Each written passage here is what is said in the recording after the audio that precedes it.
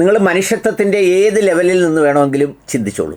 എന്ന് വെച്ചാൽ ഈ മനുഷ്യർ തന്നെ പല രീതിയിലുണ്ടല്ലോ. സ്വാർത്ഥർ, മദ്യപാനികൾ, കള്ളുകുടിയന്മാർ, അല്പബോധമുള്ളവർ, അഹങ്കാരികൾ, നല്ല മനുഷ്യർ, ഇങ്ങനെയൊക്കെ മനുഷ്യനെ പല കാറ്റഗറിയിൽ നിന്ന് തിരിച്ചാൽ പോലും നിങ്ങളുടെ വീട്ടിലേക്ക് ഈ വന്ന ഒരാൾ, അത് നിങ്ങൾ ക്ഷണിക്കാതെ തന്നെ ആയിക്കോട്ടെ, നിങ്ങളുടെ വീട്ടിലേക്ക് വന്ന ഒരാൾ തിരിച്ചു പോകും വഴി അവിചാരിതമായ ഒരു അപകടത്തിൽപ്പെട്ട് മരിക്കുന്നു, അല്ലെങ്കിൽ ഒരാൾ അയാളെ വഴിയിൽ വെച്ച് കുത്തിക്കൊല്ലുന്നു എന്ന് കേട്ടാൽ നിങ്ങൾ എങ്ങനെയാവും പ്രതികരിക്കുക? അല്ലെങ്കിൽ ഒരു മനുഷ്യൻ എങ്ങനെയാവും പ്രതികരിക്കുക?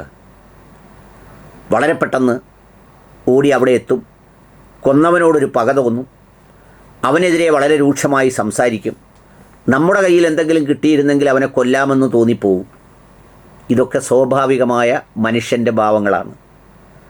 ഇനി നമ്മൾ ക്ഷണിച്ചു വരുന്ന ഒരാളാണെന്നിരിക്കട്ടെ, നമ്മളൊരാളിനെ വിളിച്ചു വരുത്തി നമ്മുടെ വീട്ടിലേക്ക്, എന്നിട്ട് അയാൾ മടങ്ങിപ്പോകുന്ന വഴിയിൽ ഒരാൾ ആക്രമിക്കുന്നു, കൊലപ്പെടുത്തുന്നു, നമുക്ക് എന്ത് തോന്നും? ഒന്ന് ആലോചിച്ച് നോക്കിയേ.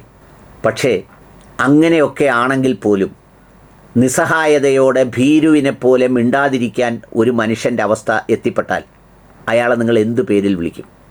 നീചനെന്നും നികൃഷ്ടനെന്നും ഒക്കെ നമ്മൾ വിളിക്കൂലേ? യവൻ മനസാക്ഷിയുള്ളവനാണെന്ന് പറയൂലേ? യവനോട് ദൈവം ചോദിച്ചുകൊള്ളും എന്ന് പറയില്ലേ? ഇനി ബാക്കി ഞാൻ പറയുന്നതിന് മുമ്പ് ഈ വീഡിയോ ഒന്ന് കാണണം. Islamic Republic of Iran ship Dana, commanded by Commander Abu Zaid Zareh.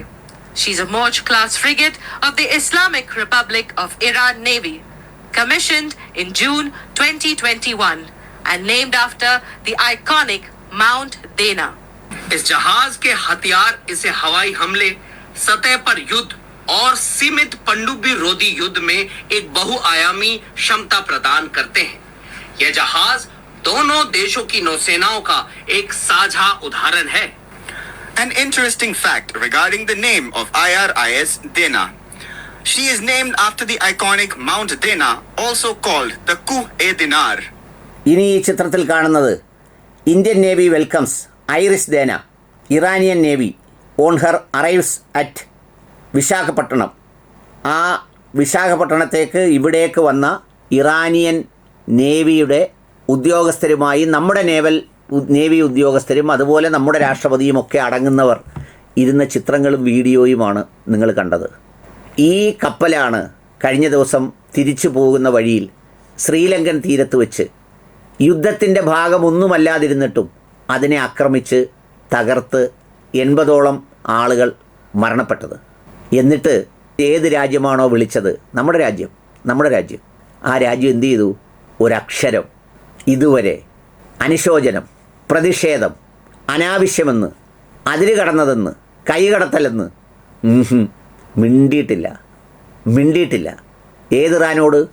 Pahalgam വിഷയമുണ്ടായപ്പോൾ പാകിസ്ഥാനുമായുള്ള terror അറ്റാക്കിൻ്റെ സമയത്ത് നിർഭയമായി നിവർന്നു നിന്ന് ഈ രാജ്യത്തോടൊപ്പം നിലയുറപ്പിച്ച ഇറാൻ, ആ ഇറാൻ്റെ ഈ കപ്പൽ ഇന്ത്യ ക്ഷണിച്ചിട്ട് നമ്മുടെ രാജ്യത്തേക്ക് വന്നിട്ട് തിരിച്ചു പോകുമ്പോൾ ആക്രമിക്കുന്നു.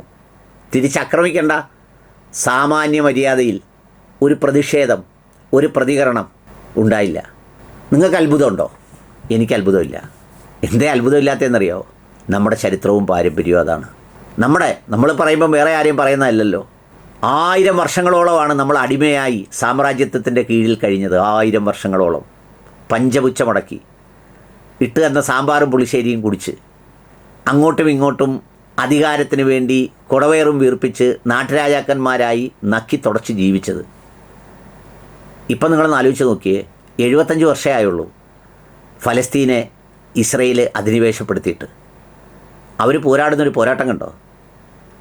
കല്ലുകൊണ്ട്, പാറ കൊണ്ട്, അല്ലെങ്കിൽ അവർക്ക് കിട്ടുന്ന ആയുധങ്ങൾ കൊണ്ട് അവർ പോരാടുക അധിനിവേശത്തിനെതിരെ, തങ്ങളുടെ സ്വത്വത്തിന് വേണ്ടി. ഇത് 1000 വർഷമായിട്ട് പോലും നമുക്കൊരു വിഷമവും തോന്നിയിട്ടുള്ളവരല്ല. ആ ഭീരുത്വത്തിൻ്റെ ഭൂതകാലത്തെയാണ് ഇപ്പോൾ ഓർമ്മിപ്പിക്കപ്പെടുന്നത് ഈ വർത്തമാനകാലത്ത്. ഏതായാലും ഒരക്ഷരം അതിനെ സംബന്ധിച്ച് പ്രതികരണം ഉണ്ടായില്ല എന്നത് മാത്രം സൂചിപ്പിച്ചു എന്നേ ഉള്ളൂ. കാലം ഇനിയും മുന്നോട്ട് സഞ്ചരിക്കും, ലോകക്രമങ്ങൾ ഒത്തിരി മാറും, രാജ്യാന്തര ബന്ധങ്ങൾ ഒരു രാജ്യത്തിൻ്റെ അസ്തിത്വത്തിന് ആവശ്യമായി വരും. അപ്പോൾ അറിയാം, അപ്പോൾ കാണാം നമ്മുടെ സ്ഥിതി.